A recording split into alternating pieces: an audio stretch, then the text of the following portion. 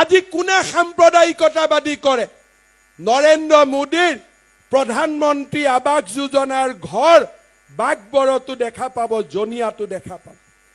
যিজন মানুহে মোদীজীয়ে দিয়া ঘৰত বাস কৰে, যিজন মানুহে মোদীজীয়ে দিয়া ইলেক্ট্ৰিচিটিৰ সহায়ত বিজুলীৰ পোহৰ লয়, যিজন ব্যক্তিয়ে শৌচাগাৰত যায় মোদীজীয়ে দিয়া শৌচালয়, 10 তাৰিখে বেংকৰ একাউণ্টত যিজন ব্যক্তিৰ ঘৰত 1250 টকা জমা হয়, সেইজন ব্যক্তিয়েও ভোটৰ কেন্দ্ৰত সাহসেৰে গৈ কংগ্ৰেছ দলক ভোট দিছে, নৰেন্দ্ৰ মোদীক ভোট দিয়া নাই।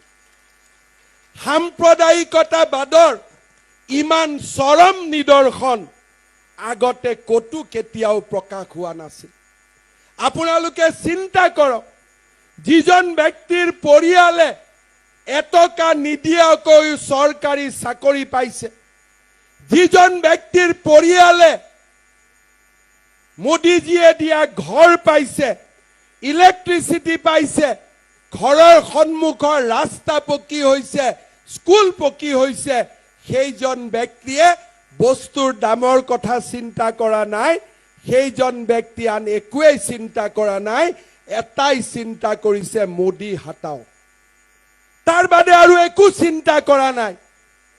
কিন্তু হিন্দু সমাজ ধৰ্ম নিৰপেক্ষভাৱেই আমি চিন্তা কৰা নাই মোদী বাঁচাও।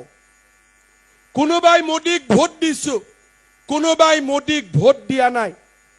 কিন্তু বাংলাদেশী মূলৰ সংখ্যালঘু সম্প্ৰদায়ৰ লোকসকলে কংগ্ৰেছ চৰকাৰ ৰাজ্যত থাকিলেও পেট্ৰলৰ দাম 300 টকা হ'লেও তেওঁলোকে কংগ্ৰেছকে দিব, কাৰণ অসমখনৰ ওপৰত তেওঁলোকে অহা 10 বছৰৰ ভিতৰত অসমখনক তেওঁলোকে দখল কৰিব লাগে, সেয়ে হৈছে তেওঁলোকৰ একমাত্ৰ লক্ষ্য।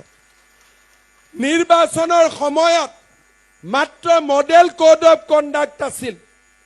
আমি মন্ত্ৰীসকলে অফিচত অহা নাছিলো, মই নিৰ্বাচনৰ কামত ৰাজ্যৰ বাহিৰত আছিলো। এই 3টা সময়ৰ ভিতৰতে তেওঁলোকে লখিমপুৰত থানা আক্ৰমণ কৰিলে। এই সময়ৰ ভিতৰতে বৰপেটাৰ হিন্দু গাঁৱত তেখেতসকলে আহি সংঘবদ্ধ আক্ৰমণ চলালে। আৰু এই এমাহৰ ভিতৰতে তেওঁলোকে কোকৰাঝাৰত কোচ ৰাজবংশী গাঁৱত গৈ তেওঁলোকে মাটি দখলৰ অভিযান চলালে। মাত্ৰ মডেল কোড অফ কণ্ডাক্টৰ কাৰণে এমাহ মাত্ৰ বিজেপি চৰকাৰখন শুই থকা নাছিল, মাত্ৰ নিষ্ক্ৰিয় হৈ আছে। এমাহ নিষ্ক্ৰিয় হওঁতে 3টাকৈ সংঘবদ্ধ আক্ৰমণ, আৰু এইখন অসমত যেতিয়া বিজেপিৰ চৰকাৰ নাথাকিব, দিনে নিশাই এনেকুৱা কিমান আক্ৰমণ চলিব তাক মাত্ৰ আমি কল্পনা কৰাৰ প্ৰয়োজন।